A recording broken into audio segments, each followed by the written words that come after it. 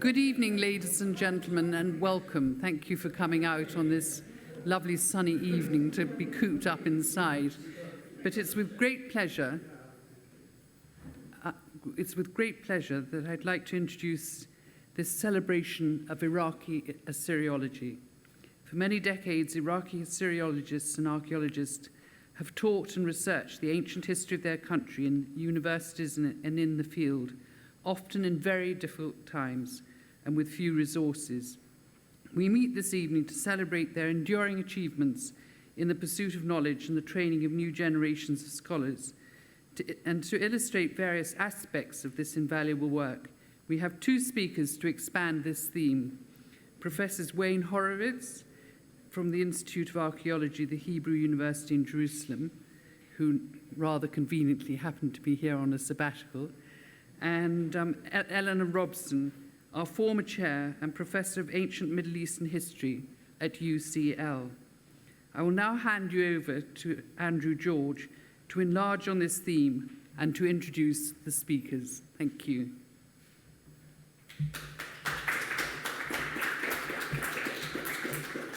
Thank you, Rosalind. The idea that it was a celebration of Iraqi Assyriology is a good one, but in fact it turns out to be not the whole truth.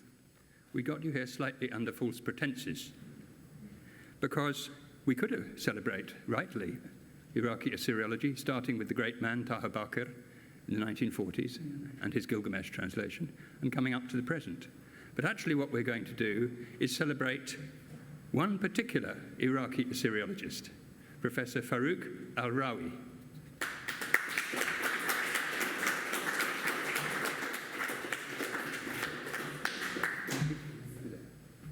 Farouk, dear Farouk, last year you celebrated your 80th birthday.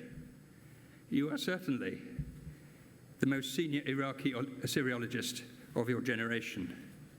Much more than that, in the eyes of all of us, without doubt, you are the most productive and influential cuneiform scholar ever produced by your country. This despite moving to England with your family, 5 children, in 1992, and having to continue your research in Assyriology for 3 more decades with little or no institutional support. This cannot have been an easy thing to do. Some months ago, Eleanor, Robson and I conceived the idea of celebrating your long and fruitful career as a scholar of ancient Iraq at a gathering of your friends in London. This we do this evening. It's wonderful to see you and Jane both together here tonight. And we celebrate you with the generous support of the British Institute for the Study of Iraq. Very fittingly, considering that among your many and considerable publications are no less than 19 articles in the Society's journal, Iraq. These 19 articles, published over a period of 22 years, all gave to scholarship new and exciting cuneiform tablets, which you had identified and copied in Baghdad and elsewhere.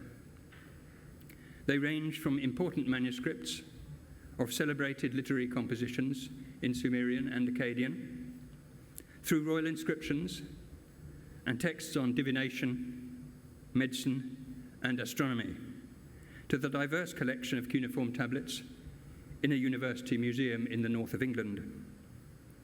Each article was and remains an essential contribution to the progress of Assyriological research. Individually, they signal some of your major achievements in the field.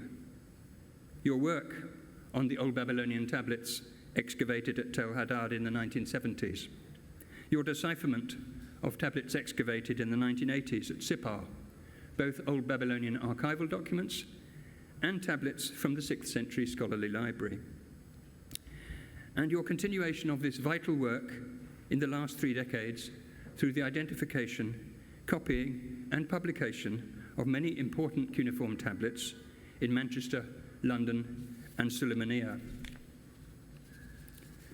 Now, the 19 articles which I've mentioned in the journal Iraq represent only a small fraction of your bibliography, but they bear eloquent witness to the chief hallmarks of your research, your deep interest in texts of all genres and all periods, your sure eye in the reading of cuneiform writing, and your expert skill in reproducing that writing in ink, and above all, your supreme talent for collaboration with others. Where so many scholars guard their discoveries jealously and keep the field waiting for unpublished tablets for decades, sharing such tablets with others in a timely way is perhaps your greatest gift to the field of Assyriology. 6 colleagues collaborated with you in writing some of the 19 articles in Iraq. They are only a fraction of the grateful scholars with whom you have chosen to work and publish. In all, I reckon your bibliography shows that over the years, you've shared new tablets with at least 17 colleagues. There may be more that haven't resulted in publication. All these people, they and others, can vouch for your ready friendship, sincere and ready friendship, and liberal generosity of spirit. They will all want to join together in thanking you once more for your rewarding collaboration with each of them, and join also with those in the room tonight to be the first in gladly celebrating the scholar Professor Farouk Al Rawi and his many and multifarious achievements in Assyriology.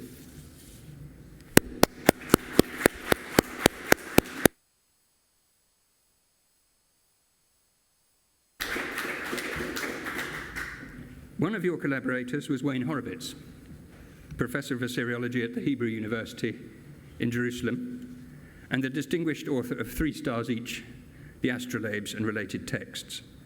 Together, you wrote a fine article entitled Tablets from the Sipar Library, number 9, a Zikpu star planisphere, which appeared in 2001 in volume 63 of the journal Iraq, and I had the privilege of editing that.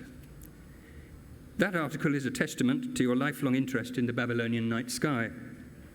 So it's wonderful that Wayne just happens to be in London on this special occasion and can lay at your feet a short talk. So now I invite him to step up and tell us about Iraqi Assyriology and the Jews of ancient and modern Iraq. Thank you very much, Professor George. It is my great honor and pleasure to be in London with you today to share in our admiration for Professor Farouk Al Rawi.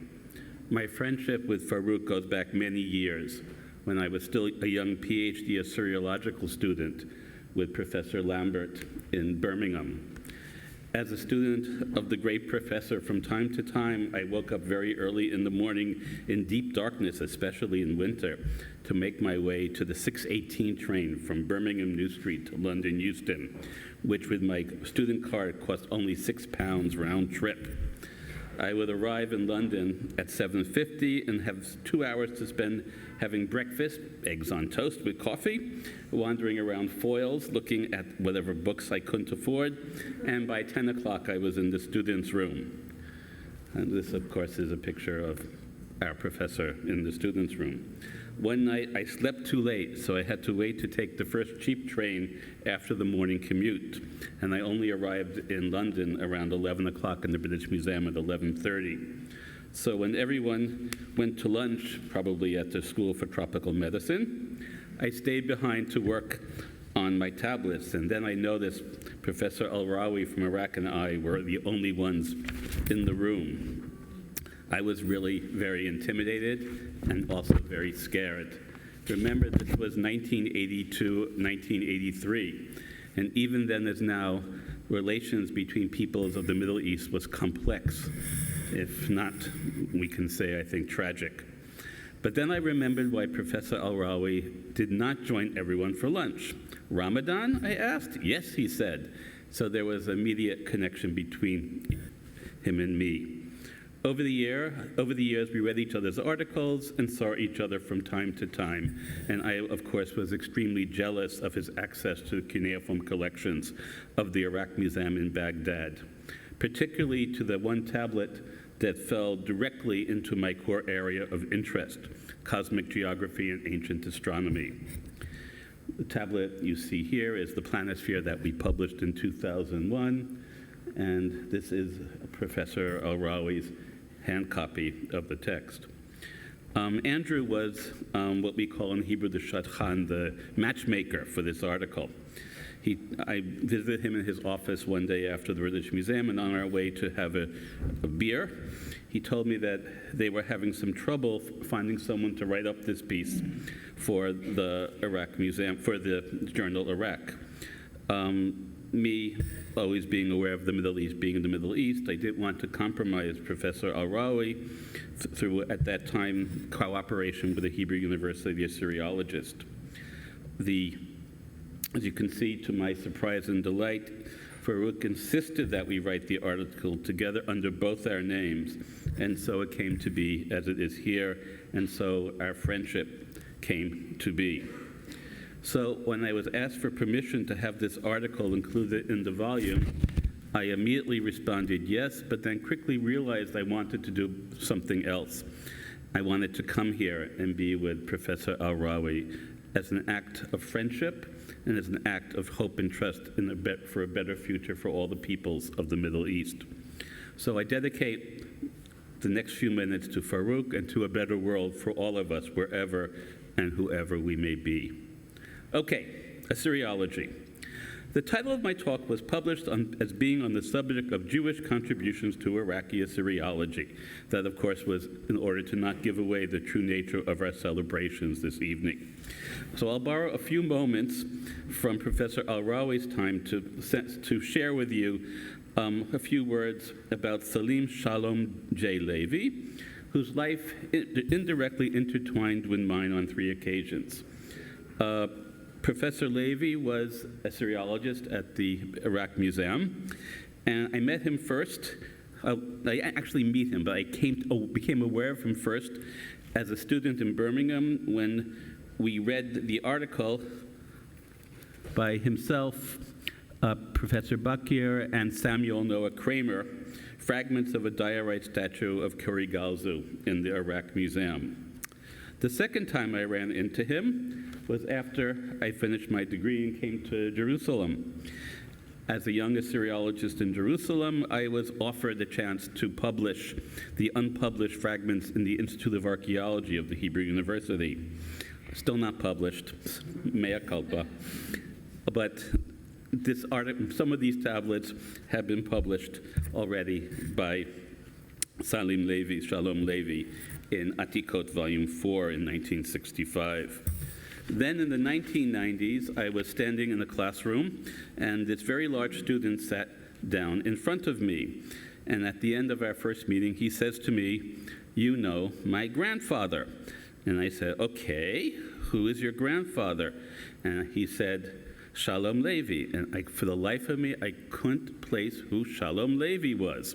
And then I realized Shalom Levi, of course, in Hebrew is Salim Levi, and we spoke, and we had a very nice chat, and he agreed to have his family send me the various papers that the family still had from Professor Levi, but he, I guess, was not that interested in what I had to teach, and he disappeared, and this is the result of all of those meetings.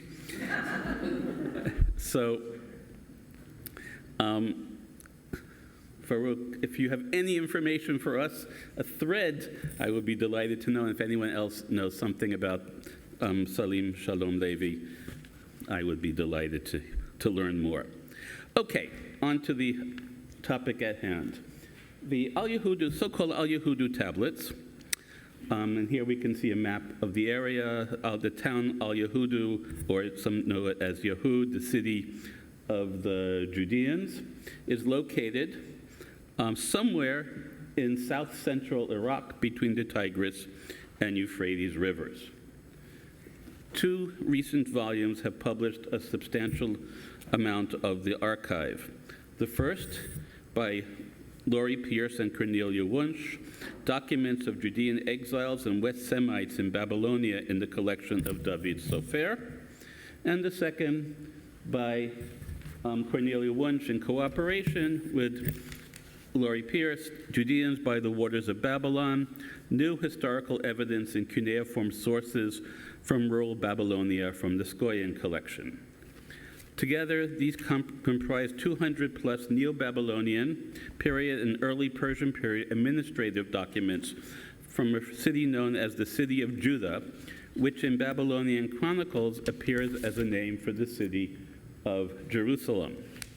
Thus, Al-Yahudu in Babylonia is Jerusalem, Babylonia, like London, Ontario, or Bethlehem, Pennsylvania, which you see here on one of the branches of the Ohio River, as opposed to the true Bethlehem, the Bethlehem of Christmas.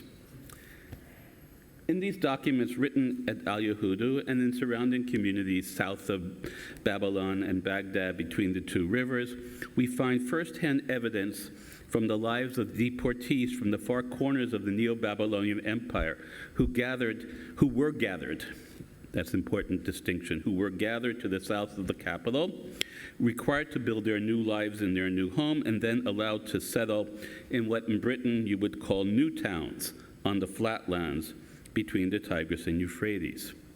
This area had suffered neglect during the latest stages of the Neo-Assyrian period, and the first task of the exiles was to rebuild the canal system and rehabilitate the land for agricultural use. Hence, the famous Psalm 137, by the waters of Babylon, there we sat down, yea, we wept when we remembered Zion, and Ezekiel 3:15. Then I came to the captivity at Tel Abib that dwelt by the river Chebar, and I sat where they sat and remained there appalled among them for 7 days. This reference to Tel Aviv in Hebrew, is the inspiration for the name of the current Tel Aviv on the Mediterranean coast. And it's also in cuneiform in Babylonian, a place name that's found on a tablet that is on the place name of a tablet. In the recent article published by myself and Peter Zilberg in 2020, Tel Aviv on the Chebar equals Shurupak, we argue that Tel Aviv, the Akkadian Abubu, the rune mound of the flood, must be Shurupak, and therefore, and here's the actual text. I'll just read the part. It's simple, regular text. Scribe Sin Le'i, descendant of Arad Sin, place Alu Shatil Abubi, the city of Tel Abib, the first day of the 11th month, the 11th year of Darius, 510 BC. And so what I think we have is another city in this general area, which probably looked not like this, but was very similar to the modern city of Beit Shan, which stands as a modern city with all the modern conveniences, but below the Bronze Age Tel, which you see in the bottom left corner of the tablet, and the great classical city of Beit Shan that you see next to that. Okay, so that's the background for our story for today. And we're going to talk about two people. The first is someone named Shalom Yama from the city of Al-Yahudu. The Ma sign here has the reading Wa6, and his name also occurs with Yahu. So it's Yama, Yahweh, Yahu, and these are, of course, all names for the God of Israel, Jehovah. This name occurs 11 times in the archive, as well as in the Bible. In our case, we are interested in Shalom Yama, son of Nadav Yahweh, which are two nice Hebrew names which live on among my neighbors in Israel, the various Shalom, Shlomos, Nadavs, and of course Salim Levi. A second man in this same corpus is named Gumulu, son of Bichame or Bichabe, perhaps Bichawe, from the nearby town of Adabil, which is an Arabic place name that occurs 5 times in the Al-Yahudu archive. Here you can see from the index in Pierce's book. In text number 9, we meet one of the people who lived there, and his name is Gumulu, son of Bichabe. And below this text in the Pierce Wunsch edition, we have a description of the city and its place in this archive. Adabilu, the town in which this text was written and which appears elsewhere in the corpus to be connected to the Arabic personal name Adbi-Ilu, see Nelson 2009-120, in the form Idibi-Ilu. The name is that of an Arab chief attested in the inscriptions of Tiglath-Pileser III, and so on. In our tablet, Rafi, the son of Samach Yawa, owes 2 2/3 shekels of silver to Gumulu of Bichabe. On the 15th of the month of Sivan, in the spring, he will repay the loan. The loan is taken and returned at Adabilu, the town with the Arabic name. On the 21st of Tebet, year 5, Nabonidus, king of Babylon, 551 BC. On to our tablet of interest. Laurie Pierce and Wunsch, tablet number 10. 1 year and 2 days later, on the 23rd of Tebet, in year 6 of Nabonidus, king of Babylon, we again find Gumulu, son of Bichame, and this time with a Judean named Shalom Yawa, son of Nadav Yawa. An amount of barley are owed to Gumulu by Shalom Yawa, borrowed in the winter, to be paid back in Adabil in the late spring after the barley harvest. So just to make this clear, the gentleman with the Hebrew name Shalom Yawa borrows the money from Gumulu, the man from Adabil, and he has to pay the money back in Adabil. Okay, well, first of all, let's deal with the name is of. Oh, and the guarantor is another Judean, Shikin Yawa, son of Elishu, and these are all probably Shalom and Michael for Elishu is probably Elisha, and so on. This Babylonian scribe, Nabu Natsir, son of Nabu Zir Ikisha, but the text is written in Al Yehudu on the 23rd of Tebet, year 6 of Nabonidus, which means that the text is written in the Judean town, the town of Judean exiles, Al Yehudu, but to be repaid in Adabil, which is not usual in this particular archive.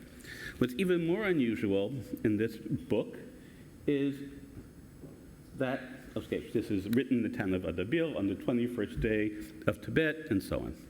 What's most unusual here is, I should have put that, okay, sorry.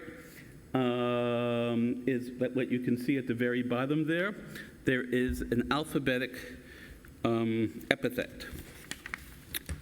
And it reads Shin, Lamed, Mem, Yud, He for Shalom Yahu, which is how one would write out the name that is written out Shalom Yama, Shalom Yahweh in the cuneiform. Okay, well, that's interesting, but what's really interesting is this epithet, so I'm told by the epigraphers, is not written in Aramaic, the common language of the various communities of southern Babylonia at the time, but is written in Hebrew. And there's a long discussion of this now to be found in the second volume of the text by Cornelia Wunsch. So our question then is, or the facts of the case are, text, money borrowed by a Judean from an Arab in exile in Al Yehudu to be repaid at the town of the Arab Gumulu in Adabil. I would suggest that Gumulu is simply a calque of a name similar to that which we have today of Jamal. Can I prove that? No. And I certainly can't prove what's going to come next, but you will indulge me as I will. There we go. Indulge me as I do an act of play acting with a simulated cuneiform tablet. I need follow my lead. Okay. Hello. Hello. Welcome to my town, Al Yehudu. But I would like you to give me a loan. Sure. How much do you need? Whatever. Barley. Barley. Okay, great, thanks. No, I can't do that. You need a tablet, right? Yeah. Okay, here. Thank you very much. You know, I don't think I've ever visited you in Adabil. So not only do I thank you for giving me the loan, but I'll come and get the tablet back from Adabil. Sure. Right. Can you read Hebrew? No, I'm a Well, I can't read Akkadian and you can't read Akkadian. So what are we going to do? You know what? I'll write my name on the tablet side. I come, I pay you back the money. Where's my tablet? There it is in Hebrew. I know can read my own name. And that's the end of the story. Thank you for participating in this play acting. Is that what happened?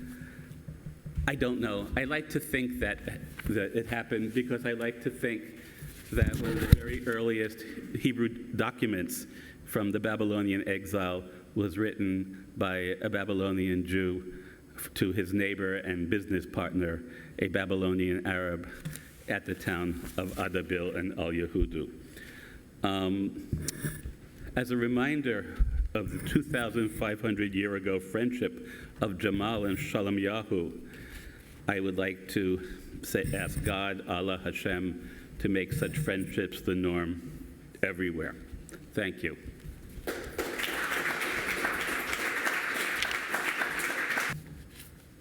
Thank you, Wayne, for that wonderful little talk.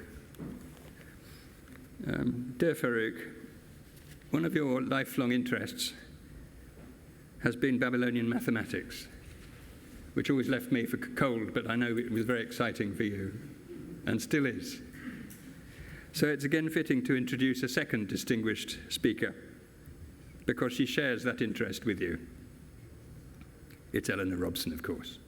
And as you know, Eleanor Robson is a former chair of the British Institute for the Study of Iraq, an editor of the journal Iraq, and the author of Mathematics in Ancient Iraq. And she's also my partner in crime for this evening. She will speak, at least this is the advertised name of the talk, on Iraqi contributions to the study of Babylonian mathematics. Eleanor. I will tell in a minute. Hello, everybody. It's such an honor to be here today because one thing Andrew didn't tell you about me is that Farouk was my doctoral examiner very long time ago, just a few years after he and Jane had to leave Baghdad in the worst of circumstances. And he's been a fundamental influence on not only on my intellectual thinking, but also in my thinking about Iraq in general and what Assyriology is and should be for a very long time. So it's a real honor and a pleasure to pay tribute to you today, Farouk.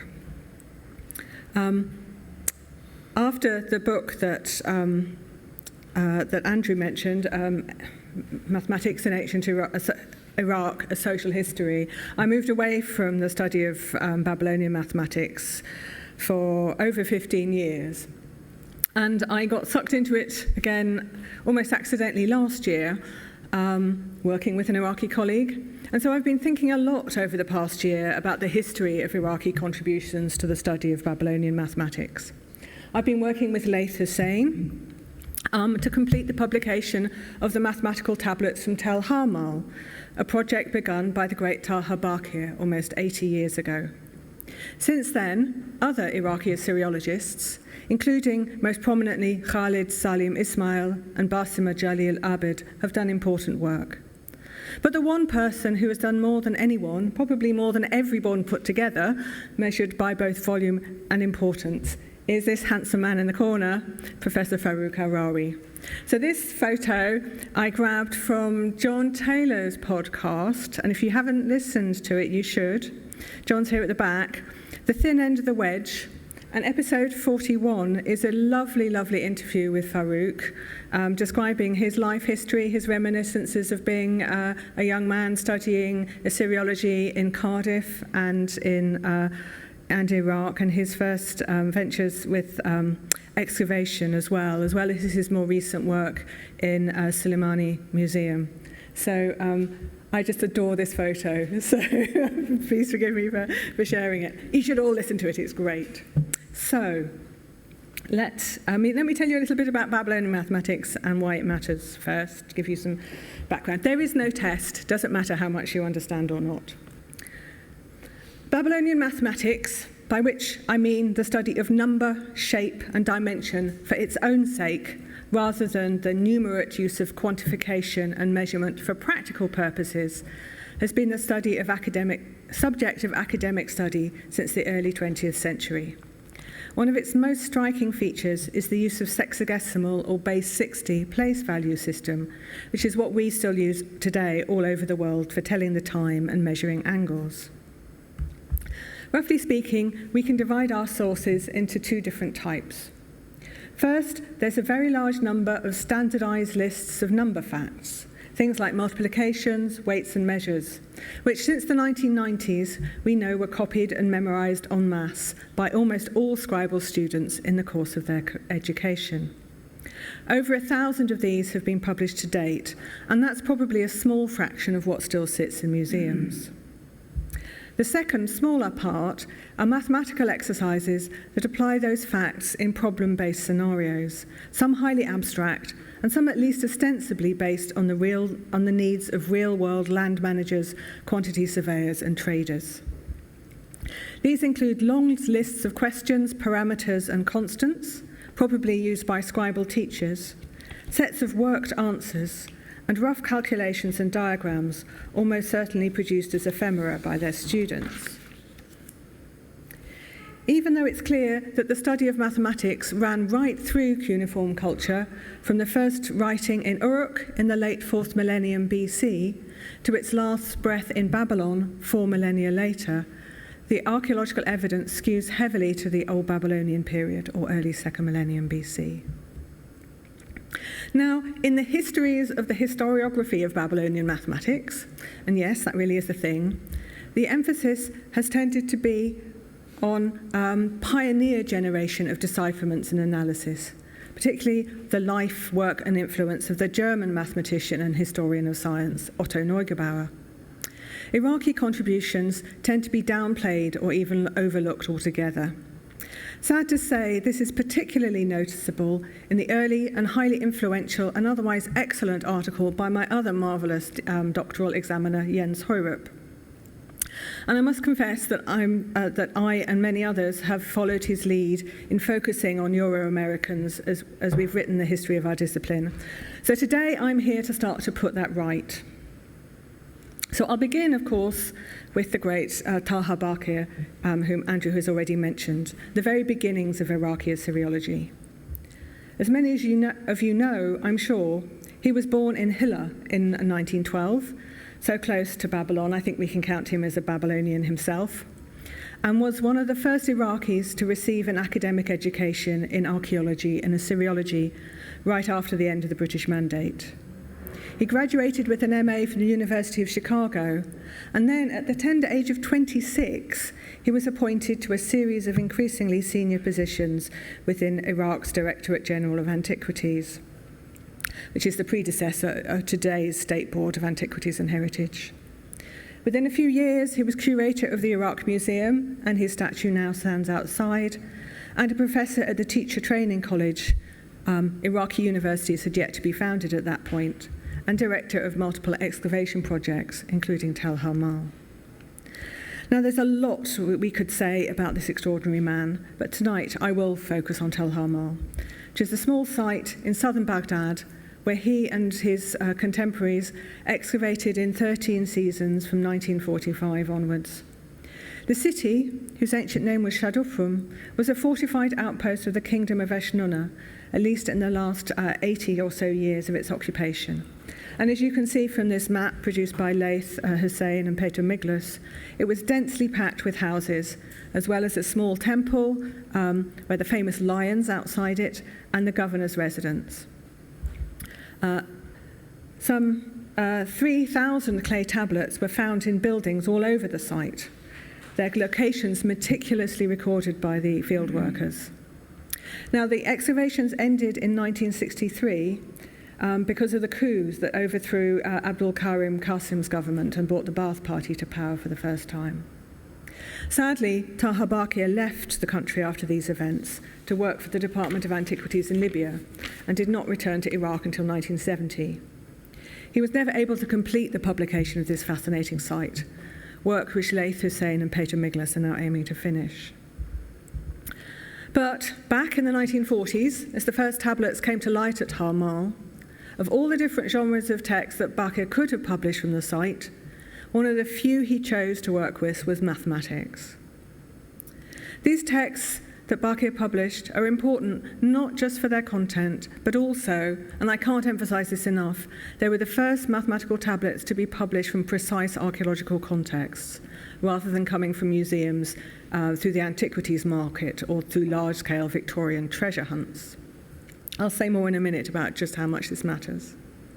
But because time is short, I've picked out one that's particularly important. You may recognize it as it's become quite iconic and appears on publications, some of which have nothing to do with mathematics. Taha Bakir edited it in both English and Arabic at the same time, and I think that's really important too, in the 1950 issue of the State Board's official journal, Summa. He recognized it to be the earliest mathematical tablet yet known, though we now have tablets much earlier, could be dated much earlier than this. But at the time, it was really important. Partly datable through its spelling conventions, which were quite different to the other ones known at the time, and partly through its securely datable archaeological context.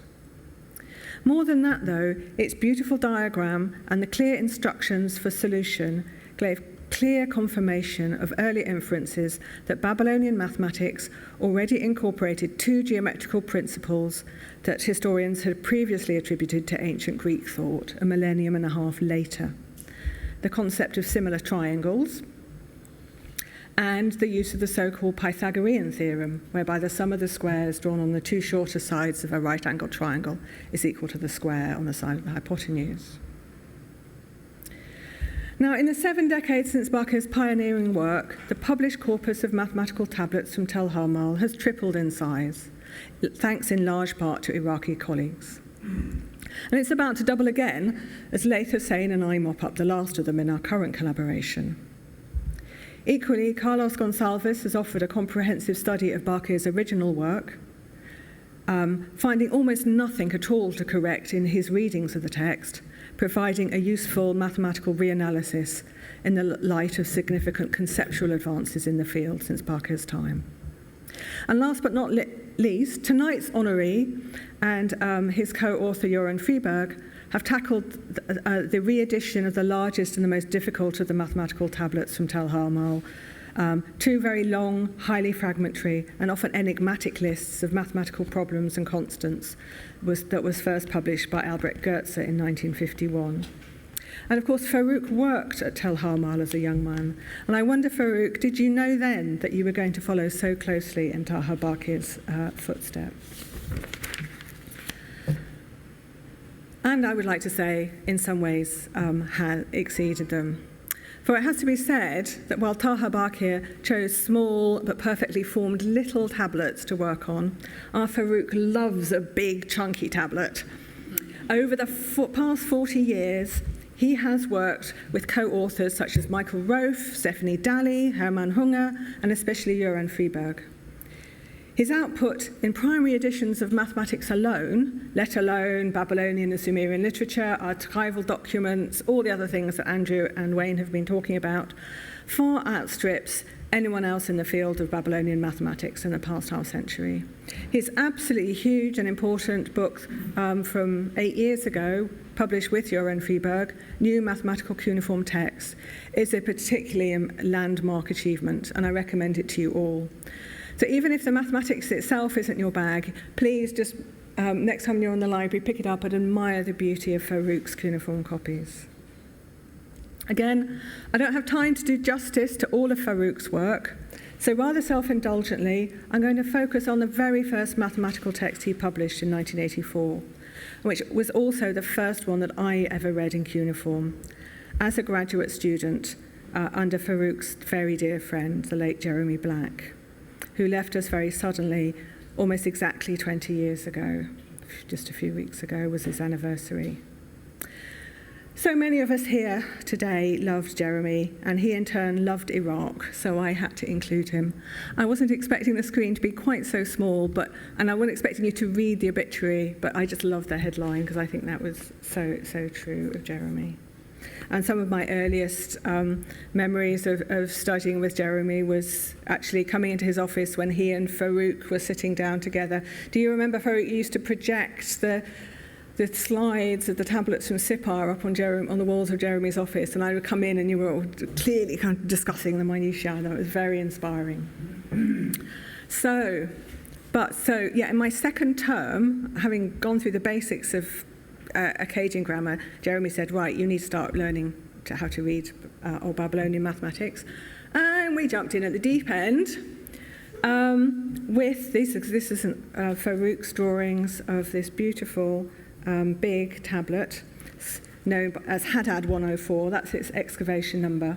And it's a collection of 10 mathematical problems that use real-world scenarios to pose and solve some quite sophisticated mathematical problems. It starts with a sequence on the volume of logs or truncated cones, then on cylindrical storage vessels, and the final problems work out the materials and labour needed for different types of construction projects. Now, these types of problems have been much less studied by historians of maths than the more abstract geometry and algebra of the type I showed you with Taha Bakir's work. And that's because embedded in them are all sorts of cultural norms and historical knowledge that you need to understand them properly. And I think it's fair to say that Farouk and I both find these absolutely fascinating. So, for instance, here is the 10th problem of on the tablet, which is impossible to solve just on the basis of the information provided in the question. You need to know all sorts of constants or coefficients. The daily work rates, which I've all highlighted in bold here, which, again, don't worry about the details, but they are expressed in volume measures or lengths, and they're the standard amounts of work, supposedly, that one person could be expected to do in a day. So filling brick molds, digging the brick, mixing the earth, carrying the earth. And then, again, it comes clear as you work out there are standard sizes of Babylonian bricks that the mathematical exercise is based on. Again, those are highlights here. And this is a long set of instructions for solution because the mathematics is actually quite complicated because you're asked to think about all these different activities that are carried out at different rates at the same time. And so in the course of one day, if one person is doing all of these different things, how many bricks will they produce? And the answer at the bottom is 5 60s and 24, so 324. Anyway, it's very nerdy and detailed, and I love this stuff. And thanks to, I think, being imprinted by this tablet in my 4th month of studying ancient Assyriology, this became my passion for a very long time, and much of my long ago doctorate was spent on making sense of all of this stuff, inspired by Farouk. Now, in the decades since, Farouk and his collaborators have steadily worked towards systematic publication of the tablets found at Tel Haddad, excavated during a rescue project conducted in the late 70s.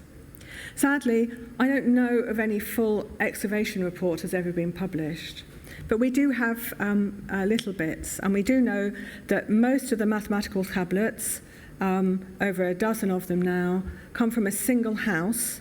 So all the little marks in here in this sketch map represent tablets found, and I'm highlighting the mathematical ones, so lots of maths in this house. And the house also included literary works, medical recipes, incantations, and many of these, as Andrew has already said, Farouk has been central to getting published. So along with that first collection of tablets, Farouk has published another 12 more, including this very lovely set of little multiplication tables.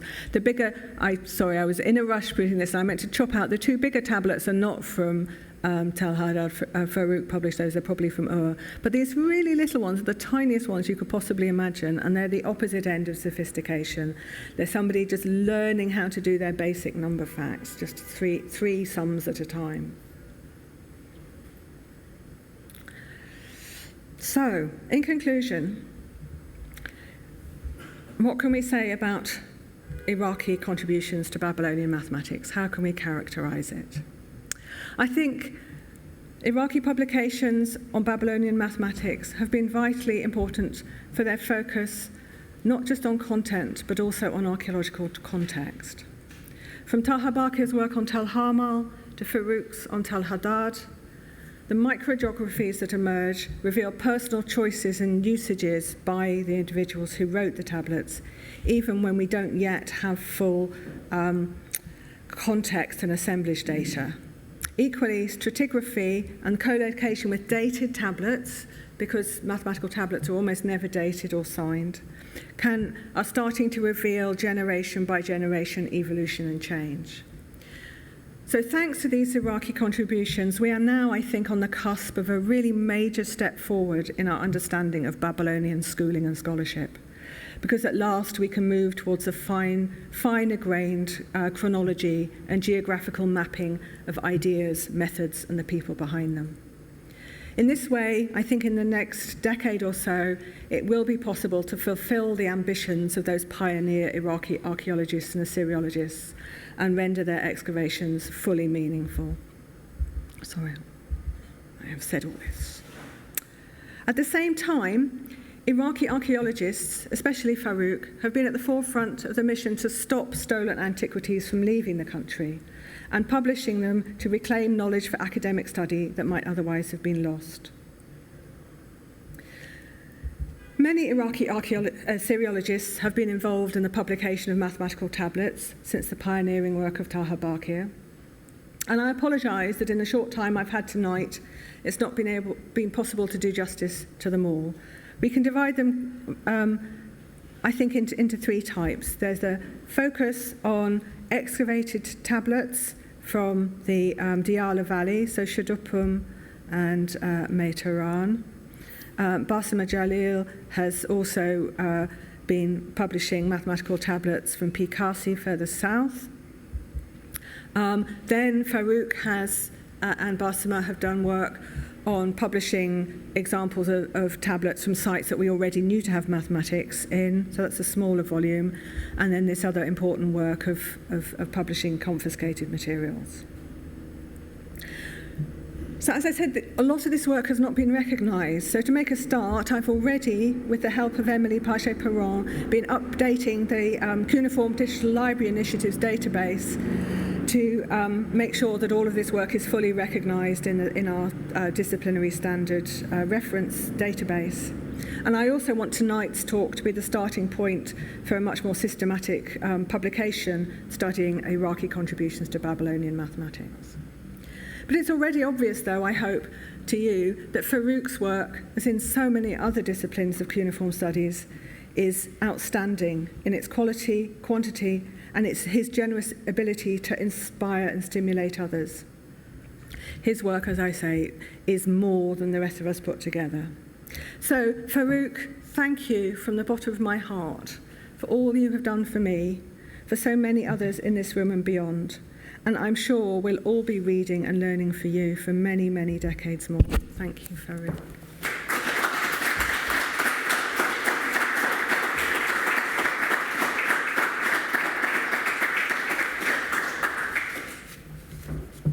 Thank you, Eleanor, for that wonderful exposition of mathematical texts and the Iraqi contribution, and particularly the contribution of our dear friend Farouk. Dear Farouk, in my introductory address, I several times mentioned the 19 articles that you've published in the journal Iraq. When Eleanor and I fell to planning this evening, we had the idea of bringing you and Jane to London for a special evening in celebration. But we also had the idea to bring those 19 articles to the party. We can now reveal that the British Institute for the Study of Iraq has rounded these 19 articles up from their different places and had them collectively reprinted. A softback edition will go on sale shortly. No doubt everyone here is going to wait avidly for the announcement. But for this evening, we've brought you a special hardbound copy in racing green. I hope that's a colour you like. This, then, is the latest addition to your bibliography, and it goes under the title Tablets from Sippar, Tel Haddad and Elsewhere, Selected Studies by Farouk Al Rawi. And it's sitting here, and I think Eleanor might want to say something as we present it to you. Is that right, Eleanor? Perhaps you can speak as you go across. Yes. Thank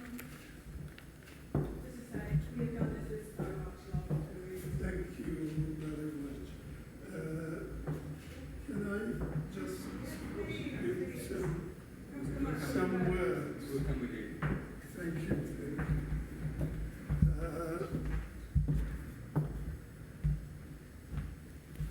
I was actually crying when I heard my friends, my brother Andrew, who looked after me since my arrival in England.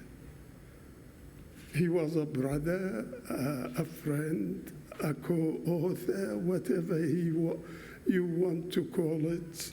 And the most important of all, what I want to say is the fact that these achievements won't be without the help and support which I received from the late Professor Saggs, whose family is still visiting us until now, from the late Lamberts, who are kind of looked after me, whether in the British Museum or wherever I meet him, in Baghdad itself.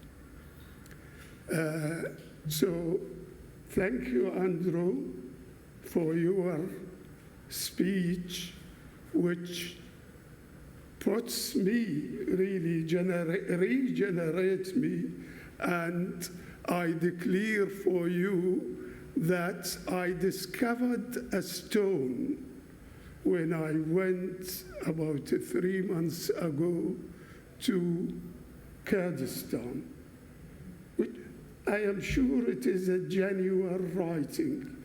The writing resembles some of the strokes of the writings resembled the Ur III period, but mostly resembled Achaemenid period. The first look at the text, that it was entitled by 12 strokes, and it is not alone. There must be others, actually.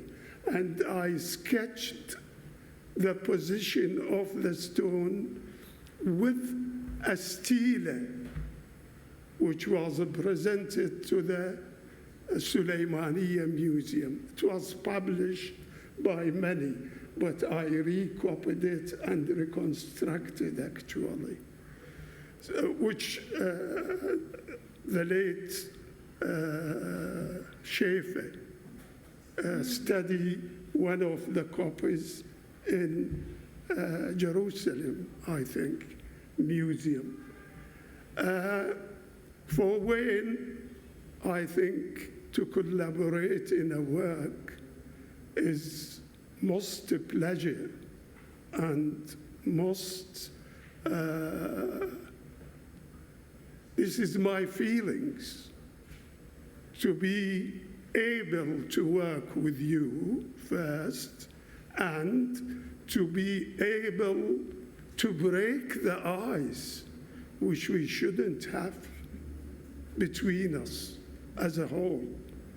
I am not but a human being who sacrificed all his life for these studies.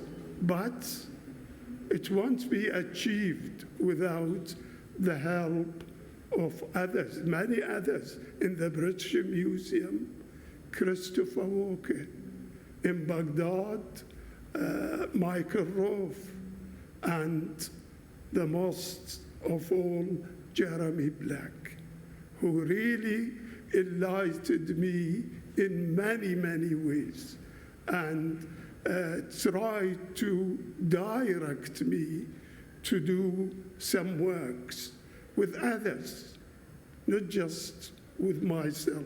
As for Eleanor, it's not just thanks, and it is a great pleasure to see one of the scholars, Professor Robson, and to be able to participate in her PhD examination. That's most privileged. That's what Jeremy Black actually insisted on. And as a present for you, I discovered actually, and make sure to be true, some calculations, especially in tables, which they are completely new. The only numbers on them is 1, 2, and vaguely I can see 3. And there are cylinders written on that, and there is cones written on that. This is a new kind of mathematical tables. I can't understand it. I'm not a mathematician, as I declared many times, but I can feel what it is and the importance of making it into prism. I saw similar prism in the British Museum with Walker sometimes when I was, coming and going and visiting the British Museum, when I was able to. I discovered on this short visit also a new statue, which we puzzled the late Professor Lambert and myself to read in the British Museum. And I think the writing, instead of coming a line by a line from top to bottom, the actual script is from down to up on a statue, in a statuette of an early dynastic which I obtained for the Suleymaniya Museum. That's my work. Even with my poor sight and my health, when I went, I insisted in doing something to be able to contribute to the scholars. And I did contribute to BC on actually re-photographed many times the stone in Ana. No. The scholars think, most of the scholars who examined it thought that it is a new Assyrian inscription, and it is one column. It is actually 3 columns, and it is, I think, late Middle Babylonian. The distinguished ma, the syllabic ma of the Sealanders is there. So I think it's a Middle Babylonian which coordinates with what I have a little part or a little contribution to the article which was published by Antoine Cavignou, another friend which I have to mention. He enriched my books when he was in Iraq, and he cooperated with me with many studies. But the 104 tablet was alive, actually, when Michael Rove, at that time, contributes his mathematical knowledge to the tablet before Friedberg and before, I mean, you are young, you came later. So this is my work, and this is my attitude towards work. I don't know how to express my sincere thanks to the British Institute for the Study of Iraq and the former British School of Archaeology in Iraq, which they helped me in many ways. Really, they supported my study Ur 3. I still got actually a whole volume of Ur 3 tablets, not just transliteration, but copies of the tablets, which is about 600 or more. So you can see this is, the work won't be without your help, your support, your looking after. I mean, the late Jeremy used to bring gifts in the Eid, in the Christmas, etc. Not just for me, but for all my family and my wife. Without her help and support, and there are many, like Muzahim al-Jalili, a student of Assyriology, who helped me, who tried to give me support as much as he can to go to Iraq. Many times I went on his accounts, really. Not because he is here, but he's a friend, a brother, as I said, like I evaluate Andrew, Wayne,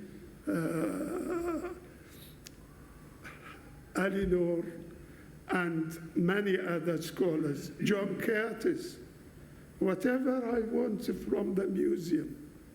He lets me enter the stores sometime to get what I wanted from the tablets of Ur 3 or to see other works. I can't express more in my poor English language, but I hope always for prosperity and goodwill from the Institute to the scholars. Thank you very much.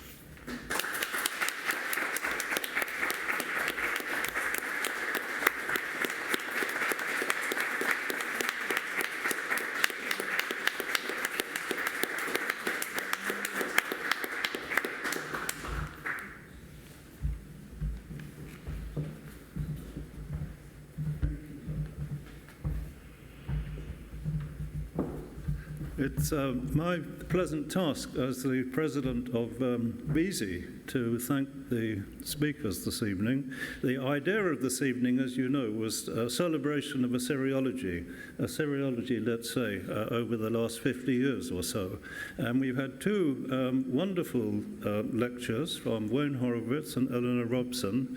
Thank you both very, very much for your presentations, and you demonstrated, I think, so well the Iraqi contribution to developments in Assyriology over the last 50 years or so, and in particular, the contributions that Farouk himself has made. So thank you both very, very much, and thank you, Andrew, for introducing the event and outlining Farouk's career. And just bringing the evening to a close gives me an opportunity to pay my own respects to Farouk, who, of course, I've known for many years. And in particular, I remember, Farouk, a wonderful 12 days that we spent together in Suleymaniye, and we visited a number of sites there, and you were very, very busy looking at all the tablets that came into the museum. You've been a good friend all these years, and a wonderful person, and thank you for that. And thank you for all your wonderful Assyriological contributions. You're a giant.